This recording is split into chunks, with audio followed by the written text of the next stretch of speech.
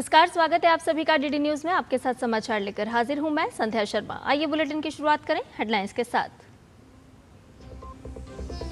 प्रधानमंत्री नरेंद्र मोदी फ्रांस और स्लोवाकिया के दौरे पर रवाना। प्रस्थान पूर्व वक्तव्य में कहा, G7 में भारत ग्लोबल साउथ की आकांक्षाओं को देगा आवाज।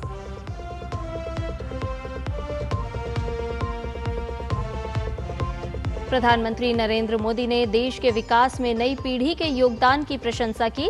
अपने एक्स पोस्ट में कहा, युवा भारतीय गढ़ रहे देश दुनिया का भविष्य।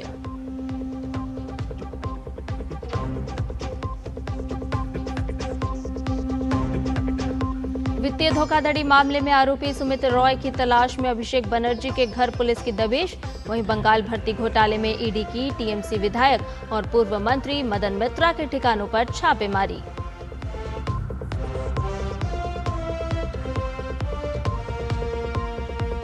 मेसीकांड में बंगाल के पूर्व खेल मंत्री अरूप बिस्वास को पुलिस ने तीसरी बार नोटिस भेजा। 48 घंटे के अंदर पेश होने के दिए निर्देश।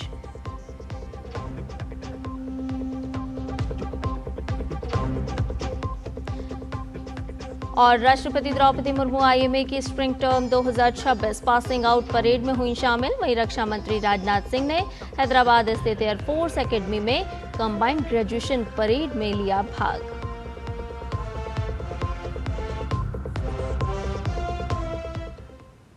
आइए सभी खबरों को विस्तार से जानते हैं। आपको बता दें कि प्रधानमंत्री नरेंद्र मोदी आज फ्रांस और स्लोवाकिया के दौरे पर रवाना हो गए हैं। यात्रा के पहले चरण में प्रधानमंत्री नरेंद्र मोदी आज फ्रांस के नीस शहर पहुंचेंगे। पीएम फ्रांस में राष्ट्रपति मैक्रों के साथ द्विपक्षीय बैठक करेंगे। प्रधानमंत्री वहां G7 शिखर सम्मेलन में भी हिस्सा लेने वाले हैं। भारत इनोवेट्स 2026 का शुभारंभ पीएम के दौरे का अहम हिस्सा है। प्रधानमंत्री नरेंद्र मोदी की फ्रांस यात्रा के दौरान भारत फ्रांस सहयोग को और आगे बढ़ाने पर विचार विमर्श होगा। पीएम 14 जून को नीस में राष्ट्रपति इमैनुअल मैक्रों के साथ द्विपक्षीय बैठक करेंगे। इस दौरान भारत फ्रांस संबंधों के सभी पहलुओं की समीक्षा होगी।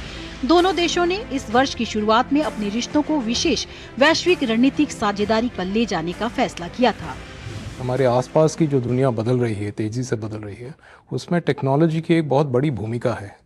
तो हमारे आम निजी जीवन में निजी स्तर पे जिस तरह से उथल पुथल हो रही है टेक्नोलॉजी की वजह से, तो क्या हम दोनों देश मिलके इसके ऊपर कुछ काम कर सकते हैं जिससे कि सभी का फ़ायदा हो। और दोनों देश एक तरह से नॉलेज इकोनॉमीज हैं। आपने देखा होगा पिछले कुछ सालों में भारत दुनिया में से चौथा सबसे बड़ा स्टार्टअप इकोसिस्टम के रूप में उभर के आया है। फ्रांस की एक अपनी ताकत रही है साइंस एंड टेक्नोलॉजी के पैमाने पे। सो ये एक मेन कारण है कि हम दोनों देश सोच रहे हैं कि किस तरह इसमें हमारे संबंध हैं इनको और प्रगाढ़ करें हम। पीएम 16-17 जून को फ्रांस के एवियन में आयोजित G7 शिखर सम्मेलन में भाग लेंगे। साथ ही कई विश्व नेताओं के साथ द्विपक्षीय बैठकें भी करेंगे। पीएम की यात्रा के दौरान 14 जून को नीस शहर में भारत इनोवेट्स 2026 का शुभारंभ होगा। पीएम और फ्रांस के राष्ट्रपति इस ग्लोबल कॉन्क्लेव का संयुक्त रूप से उद्घाटन करेंगे। इससे भारत के जीवंत स्टार्टअप इकोसिस्टम को वैश्विक मंच मिलेगा। पीएम पेरिस में यूरोप के सबसे बड़े प्रौद्योगिकी और स्टार्टअप आयोजन विवा टेक शिखर सम्मेलन में भी भाग लेंगे। सामरिक साझेदारी से तकनीकी साझेदारी तक भारत और फ्रांस निरंतर अपने संबंधों में नए आयाम छूते नजर आ रहे हैं और प्रधानमंत्री नरेंद्र मोदी का ये फ्रांस दौरा भी इसी बदलाव को रेखांकित करता नजर आएगा, क्योंकि रक्षा, अंतरिक्ष, परमाणु ऊर्जा जैसे क्षेत्रों से आगे बढ़ते हुए वैसे ही मजबूत साझेदारी को आधार बनाकर अब नवाचार, इमर्जिंग टेक्नोलॉजीज और भविष्य की तकनीक को भी लेकर दोनों देश नया अध्याय गढ़ने को तैयार हैं। फ्रांस के शहर नीस से कैमरामैन योगेश के साथ Mamta Chopra, DD News. France Slovakia की यात्रा पर रवाना होने से पहले जारी अपने प्रस्थान पूर्व वक्तव्य में प्रधानमंत्री नरेंद्र मोदी ने कहा कि भारत G7 में न केवल अपने लिए बोलेगा बल्कि ग्लोबल साउथ की आकांक्षाओं को भी आवाज देगा। प्रधानमंत्री ने कहा कि लगातार 8वीं बार भारत को G7 शिखर सम्मेलन में आमंत्रित किया जाना वैश्विक मंच पर भारत की बढ़ती भूमिका और साझेदार देशों के विश्वास को दर्शाता है। प्रधानमंत्री नरेंद्र मोदी ने कहा कि फ्रांस भारत की रणनीतिक सोच में विशेष स्थान रखता है।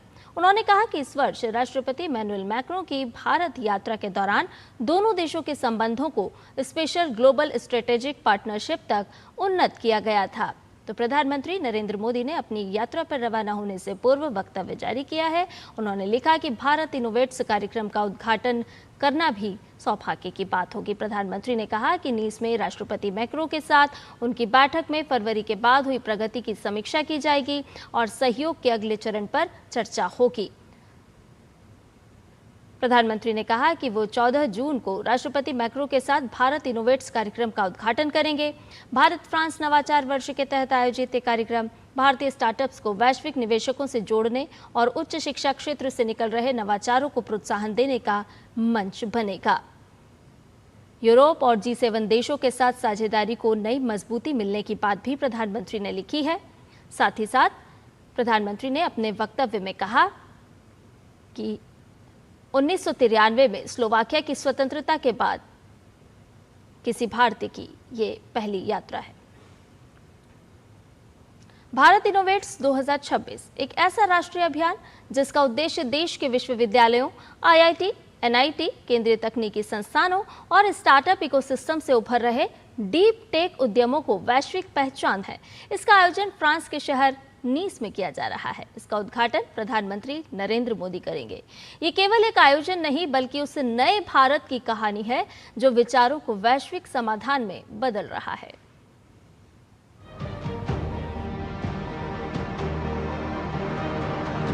फ्रांस के खूबसूरत शहर नीस में सज गया है एक ऐसा मंच जहां भारत की युवा प्रतिभा, तकनीकी नवाचार और उद्यमिता की शक्ति दुनिया के सामने प्रस्तुत करने को तैयार है। ये है शिक्षा मंत्रालय की ऐतिहासिक पहल भारत इनोवेट्स 2026, जिसका पहला संस्करण यहाँ आयोजित किया जा रहा है। Bharat France year of innovation के तहत आयोजित ये नवाचार का कुंभ वैश्विक संवाद का केंद्र बन रहा है, जहां भारत के उच्च शिक्षण संस्थानों द्वारा पोषित स्टार्टअप्स दुनिया के निवेशकों, उद्योग जगत, शोध संस्थानों, नीति निर्माताओं और प्रौद्योगिकी साझेदारों से सीधे संवाद करेंगे। हमारी जो सॉफ्ट पावर है उसको हम दिखा सकेंगे कि हमारे यहाँ अब टेक्नोलॉजी में, डीप टेक्नोलॉजी में किस तरीके की नई चीज़ें संभव हो सकती हैं। और दूसरी चीज़ कि जो हमारे स्टार्टअप्स हैं उनको चाहे वो कैपिटल इन्फ्यूजन की ज़रूरत हो, चाहे उनको मार्केट की ज़रूरत हो, चाहे उनको एकेडमिक टाइप्स की ज़रूरत हो, उसके लिए ज़्यादा अपॉर्चुनिटीज़ कैसे मिल सकें, तो ये इन दो चीज़ों को एड्रेस करने वाला है। भारत इनोवेट्स यात्रा वर्ष 2025 में शुरू हुई, जिसने देश भर में नवाचार की एक नई लहर पैदा की। गहन मूल्यांकन, विशेषज्ञ मार्गदर्शन और प्रतिस्पर्धी चयन प्रक्रिया के बाद देश के विभिन्न संस्थानों से उभरते 120 स्टार्टअप्स और डीप टेक उद्यमों को चुना गया, जो artificial intelligence, health take, agri tech, clean energy, cyber security और क्वांटम टेक्नोलॉजी जैसे क्षेत्रों में नए समाधान विकसित कर रहे हैं। भारत इनोवेट्स 2026 इन नवाचारों को वैश्विक मंच प्रदान कर रहा है ताकि ये विचार प्रयोगशालाओं से निकलकर अंतरराष्ट्रीय बाजारों तक पहुंच सके, जहां इन स्टार्टअप्स को वैश्विक निवेशकों से मिलने, उद्योग जगत के दिग्गजों के साथ संवाद करने और अंतरराष्ट्रीय साझेदारियां स्थापित करने का अवसर मिलेगा। इस पिछले कुछ महीनों में हमने बहुत ज़्यादा कंसल्टेशंस की। मैं आपको बताता हूं कि डेडिकेटेड सेशंस किए। जैसे एग्जांपल मैं आपको टाइटल बताता हूं जो सेल्फ एक्सप्लेनेटरी है, cracking Europe, how business really gets done beyond the pitch. उससे हमने स्टार्टअप्स को बताया कि व्हाट इज एक्सपेक्टेड। आज भारत दुनिया का तीसरा सबसे बड़ा स्टार्टअप इकोसिस्टम है। प्रधानमंत्री नरेंद्र मोदी और फ्रांस के राष्ट्रपति इमैनुअल मैक्रों ने बीते वर्षों में तकनीक, नवाचार, रक्षा, अंतरिक्ष, स्वच्छ ऊर्जा और डिजिटल सहयोग को दोनों देशों के रिश्तों का नया आधार बनाया है। दोनों नेताओं ने बार बार इस बात पर जोर दिया है कि भविष्य की वैश्विक चुनौतियों का समाधान नवाचार, अनुसंधान और युवा प्रतिभाओं के माध्यम से ही संभव है। ऐसे में भारत इनोवेट्स 2026 दोनों देशों के बीच तकनीकी सहयोग, संयुक्त अनुसंधान, निवेश और स्टार्टअप साझेदारी के नए अवसर खोलेगा। जब ये हमारे 120 स्टार्टअप सेलेक्ट हो गए थे, तो सेलेक्ट होने के बाद ही हमने इन लोगों के बारे में विश्व को बताना शुरू किया। कुछ ने इंटरेस्ट दिखाया है कि वो टेक्नोलॉजी के साथ पार्टिसिपेट करना चाहते हैं, कुछ लोगों ने बोला है कि हम लोग साथ मिल कर के करना चाहते हैं, कुछ लोगों ने बोला है कि हम लोग साथ मिलकर के किसी मार्केट में जाना चाहते हैं। तो इस तरीके के टाइप्स आपको दिखाई देंगे जो कि नीस में होंगे। Create in India, innovate for the world, ये सोच भारत के नवाचार मिशन की आधारशिला बन चुकी है। ये केवल निवेश आकर्षित करने का मंच नहीं, बल्कि भारत की वैज्ञानिक क्षमता, अनुसंधान शक्ति और युवा ऊर्जा को दुनिया के सामने प्रस्तुत करने का सुनहरा अवसर भी है। विचार से नवाचार तक और नवाचार से उद्यमिता तक, उद्यमिता से वैश्विक नेतृत्व तक, ये है आज का भारत, जहां का युवा सिर्फ भविष्य के बेहतर सपने ही नहीं देख रहा, बल्कि उन्हें आकार भी देने की क्षमता रखता है। और जब प्रधानमंत्री नरेंद्र मोदी यहाँ फ्रांस के शहर नीस पहुंचेंगे, तो यहाँ से भारतीय नवाचार की गूंज दुनिया तक पहुंचेगी। जब विश्व भी ये देखेगा कि क्यों आज के भारत को नवाचार का, इनोवेशन का पावर हाउस कहा जा सकता है। फ्रांस के शहर नीस से कैमरामैन अंकित के साथ ममता चोपड़ा, डीडी न्यूज। प्रधानमंत्री नरेंद्र मोदी फ्रांस के बाद 14 से 16 जून तक स्लोवाकिया की यात्रा पर भी रहेंगे। स्लोवाकिया की स्वतंत्रता के बाद ये किसी भारतीय प्रधानमंत्री की पहली यात्रा है। पीएम की यात्रा को लेकर डीडी न्यूज के संवाददाता चंद्रशेखर जोशी ने बात की स्लोवाकिया गणराज्य में भारतीय राजदूत अपूर्वा श्रीवास्तव से। प्रधानमंत्री नरेंद्र मोदी पहली बार स्लोवाकिया की यात्रा पर आ रहे हैं और उनकी इसी यात्रा के संबंध में बात करने के लिए मेरे साथ मौजूद हैं स्लोवाकिया में भारत की राजदूत अपूर्वा श्रीवास्तव जी। अपूर्वा जी, बहुत बहुत स्वागत है आपका। नमस्कार। अपूर्वा जी, ये बताइए कि प्रधानमंत्री पहली बार कोई भारत के प्रधानमंत्री स्लोवाकिया की यात्रा पर आ रहे हैं, किस तरह की तैयारी है और इस यात्रा को आप किस तरह से, कितनी महत्वपूर्ण ये यात्रा है?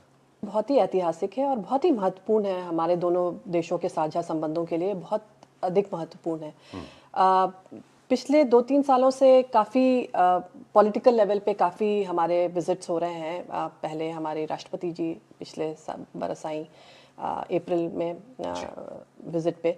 उसके बाद यहाँ के जो राष्ट्रपति जी हैं पेलेग्रिनी जी, वो भारत की यात्रा में एआई समिट के दौरान गए। और अब ये सबसे महत्वपूर्ण जो यात्रा है वो प्रधानमंत्री जी की हो रही है। तो हम लोग काफ़ी एक्साइटेड हैं, सब लोग बहुत ही खुश हैं और काफ़ी आशाएं हैं हमें इस यात्रा से, क्योंकि ये हमारे जो संबंध हैं उनको एक नए लेवल पे ले जाएगी। और उसके बाद जो हमारे अगले दशक की जो दिशा होगी वो इस यात्रा से हमें लगता है कि जो डिसीजंस इस यात्रा में होंगे उससे आगे की जो कुछ सालों की जो हमारे इंडिया स्लोवाकिया का संबंध किस दिशा में जा रहा है उस ये निर्धारित होगा। अपूर्वा जी, भारत ने यूरोपियन यूनियन के साथ एक ट्रेड एग्रीमेंट किया है। उस ट्रेड एग्रीमेंट को अगर हम देखें तो उसके परिप्रेक्ष्य में भारत और स्लोवाकिया के जो संबंध हैं, ये किस तरह से आप इनको देखती हैं? ये जो हमारे जो बिजनेस टू बिजनेस रिलेशन, जो इकोनॉमिक रिलेशंस है, उसका बहुत बड़ा इस EU इंडिया ट्रेड एग्रीमेंट से फ़र्क पड़ने वाला है, क्योंकि जो स्ट्रेंथ्स है स्लोवाकिया की वो ज़्यादातर ऑटोमोबाइल्स, इंजीनियरिंग, क्लीन एनर्जी, इन सब में है। इंडिया EU ट्रेड एग्रीमेंट के तहत इसमें और ज़्यादा इजाफा होने की संभावना है। अपूर्वा जी, अगर भारत और स्लोवाकिया के बीच में हम व्यापार और निवेश के संबंधों को देखें तो काफ़ी अच्छे ये संबंध रहे हैं। भारत से कई सारा सामान यहाँ पर एक्सपोर्ट होता है, भारत यहाँ से इम्पोर्ट भी करता है। और प्रधानमंत्री की इस यात्रा के बाद क्या कुछ कहेंगे आप, कितना बूस्टअप इस ट्रेड और इन्वेस्टमेंट को मिलेगा? तो भारत और स्लोवाकिया का जो ट्रेड बायलैटरल ट्रेड अभी है वो करीब 2025 में 1.6 बिलियन यूरोस के करीब था, 1.8 US डॉलर अगर हम कहें तो, जो कि पिछले 2 सालों में काफ़ी आगे बढ़ा है। प्रधानमंत्री जी की यात्रा से हम आशा करते हैं कि ये जो एवेन्यूज़ हैं, जो पॉसिबिलिटीज़ हैं, जो डिफरेंट एरियाज़ हैं, वो हमारे लिए खुलेंगे और हमारे जो एक्सपोर्टर्स हैं उनको और एरियाज़ में एक्सपोर्ट करने का यहाँ पे मौका मिलेगा। और जैसा आपने पहले भी बोला था कि India EU free trade agreement के तहत भी बहुत सारे ऐसी एवेन्यूज़ खुले हैं। तो मुझे लगता है कि ये दोनों मिलके जो ये यात्रा जो हो रही है और EU इंडिया ट्रेड एग्रीमेंट के चलते हमारे एक्सपोर्टर्स को बहुत ज़्यादा फ़ायदा होने वाला है।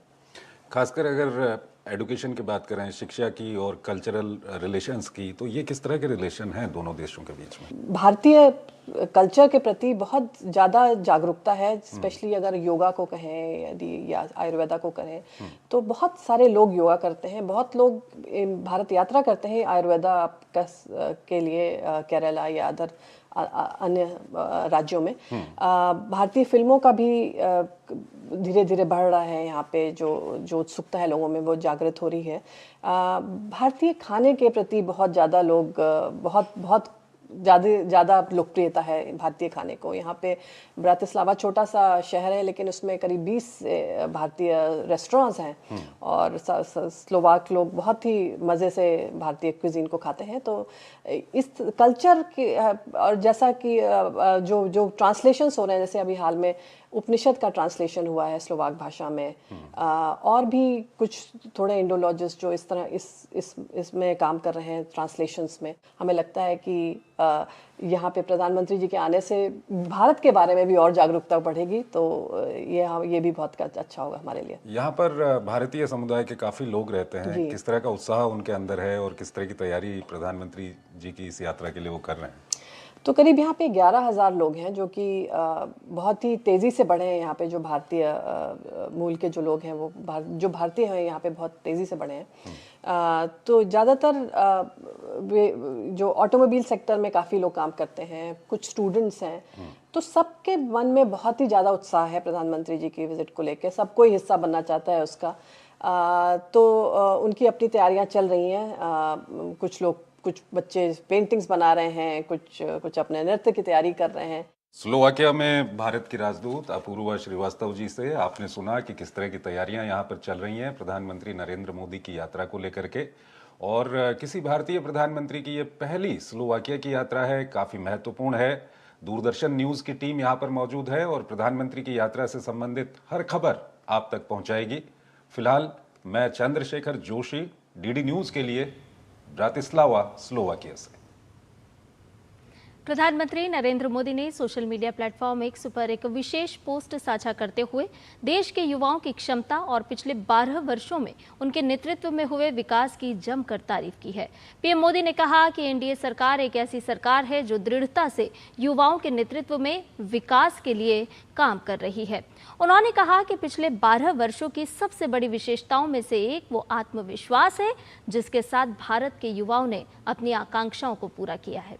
पीएम मोदी ने सरकार की प्रमुख योजनाओं का जिक्र किया और लिखा कि startup India, digital India, skill India और अटल इनोवेशन मिशन जैसे प्रयासों के माध्यम से एक ऐसा इकोसिस्टम तैयार हुआ है जो इनोवेशन, एंटरप्रेन्योरशिप और एंटरप्राइज को बढ़ावा देता है। उन्होंने गर्व जताते हुए कहा कि आज भारत दुनिया के अग्रणी स्टार्टअप देशों में शामिल है। सबसे खास बात यह है कि इनमें से कई सफलता की कहानियां हमारी युवा शक्ति द्वारा लिखी जा रही है, और वो भी देश के छोटे कस्बों और गांव से। प्रधानमंत्री ने युवाओं से तकनीकी कौशल की सराहना करते हुए कहा कि भारत के युवा science, technology, manufacturing, space, semiconductor और ड्रोन जैसे विशेष विभिन्न क्षेत्रों में अपनी पहचान बना रहे हैं। ये देखना बहुत सुखद है कि युवा भारतीय उन क्षेत्रों में अपना योगदान दे रहे हैं जो हमारे देश और दुनिया के भविष्य को आकार देंगे। टेक्नोलॉजी के साथ साथ खेल जगत में भी युवाओं के प्रदर्शन को पीएम ने सराहा। उन्होंने कहा कि हमारे युवाओं ने खेल के क्षेत्र में भी देश को अत्यधिक गौरव दिलाया है। कई अंतर्राष्ट्रीय प्रतियोगिताओं में युवाओं भारतीय एथलीटों ने लगातार राष्ट्रीय गौरव को बढ़ाया है। पीएम ने आगे लिखा कि देश में एक मजबूत खेल इकोसिस्टम, बेहतर बुनियादी ढांचा और एथलीटों को मिल रहा बेहतर समर्थन युवाओं के लिए नए अवसर पैदा कर रहा है और उन्हें खेलों में आगे बढ़ने के लिए प्रेरित कर रहा है। तो प्रधानमंत्री का युवाओं को भी एक संदेश, आत्मविश्वास पर जोर देते हुए उन्होंने कई बड़ी बातों का जिक्र किया है। समाचार में फिलहाल रुकने एक छोटे से ब्रेक के लिए जल्द हाजिर होंगे।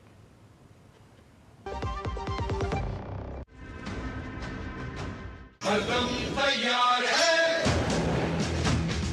बिल्कुल तैयार है, हरदम तैयार है, बिल्कुल तैयार है, जी जाने से तैयार है, इसीलिए तो हम लहरों के पहरेदार हैं। जय भारती, जय भारती, हम हैं नौसेना, हम हैं भारत के सारथी। जय भारती, जय भारती, हम हैं नौसेना, हम हैं भारत के सारथी, सारथी, सारथी।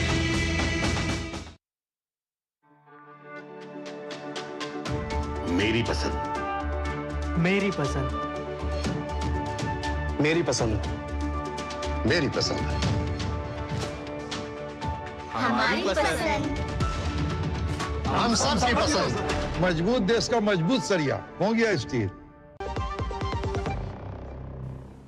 ब्रेक के बाद समाचार में आपका एक बार फिर से स्वागत है। खबरों में बढ़ते हैं आगे, लिए चलते हैं पश्चिम बंगाल से जुड़ी हुई खबर की ओर, क्योंकि टीएमसी सांसद अभिषेक बनर्जी के घर पुलिस पहुंची। काफी देर तक आवाज लगाने के बाद शालबनी थाने की पुलिस ने ताला तोड़कर घर में प्रवेश किया। अभिषेक बनर्जी के करीबी सहयोगी सुमित रॉय की तलाश में शालबनी थाने की पुलिस उनके घर पहुंची थी। अभिषेक के घर पहुंचने की खबर मिलते ही ममता बनर्जी भी वहां पहुंच गई। पुलिस सूत्रों के अनुसार सुमित की लोकेशन टावर से अभिषेक के घर पर मिलने के बाद यह अभियान चलाया गया। वित्तीय धोखाधड़ी के आरोप में पुलिस सुमित रॉय की तलाशी कर रही है। इधर बंगाल भर्ती घोटाले में ईडी ने टीएमसी विधायक और पूर्व मंत्री मदन मित्रा के ठिकानों पर छापेमारी की है। कोलकाता में 7 परिसरों में एक साथ तलाशी चल रही है। आपको बता दें कि नगर निकाय भर्ती में कथित भ्रष्टाचार का मामला सामने आया था। अयोग्य उम्मीदवारों की नियुक्ति के बदले रिश्वत लेने का आरोप है। ईडी का दावा है कि नकदी और सोना लेकर भर्तियां की गई हैं। 125 से ज्यादा कथित अवैध नियुक्तियों को लेकर ये छापेमारी हो रही है और वहीं आगे की जांच भी जारी है। इधर मेसी कांड में पूर्व खेल मंत्री अरूप बिस्वास को तीसरी बार नोटिस भेजा गया है। ये notice Bidhannagar south police station की पुलिस ने जारी किया है।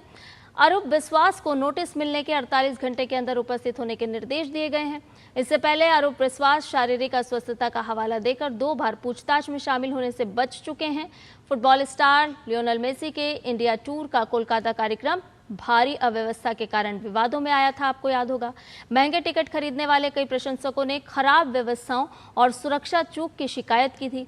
बाद में आयोजक सतद्रु दत्ता ने पूर्व खेल मंत्री अरूप बिस्वास पर हस्तक्षेप, टिकट हेराफेरी और दबाव बनाने के आरोप लगाते हुए एफआईआर दर्ज कराई। हालांकि बिस्वास ने सभी आरोपों से इनकार किया है और मामला अब जांच के दायरे में है। प्रधानमंत्री विकसित भारत रोजगार योजना का उद्देश्य देश भर में 3.5 करोड़ से ज्यादा रोजगार सृजित करने के लिए प्रोत्साहन प्रदान करना है। इस योजना का लाभ 1 अगस्त 2025 से 31 जुलाई 2027 के बीच सृजित होने वाले रोजगारों पर लागू होगा। इस योजना के तहत रोजगार प्राप्त करने वाले मुकबधिर कृष्णा कुमार ने हमारे संवाददाता शरद मुदगल से खास बातचीत में बताया कि रोजगार प्राप्त करने के बाद उनका आत्मविश्वास किस तरह से बढ़ा है और वो आर्थिक रूप से भी अपने परिवार की मदद कर पा रहे हैं। पीएम विकसित भारत रोजगार योजना के लिए उन्होंने प्रधानमंत्री मोदी का विशेष रूप से आभार व्यक्त किया है। उन्होंने इस योजना को सकारात्मक बताते हुए अन्य मुकबधिर लोगों को भी इससे जुड़ने की बात कही है। आप देखिए ये विशेष बातचीत और मुझे दीजिए इजाजत। नमस्कार।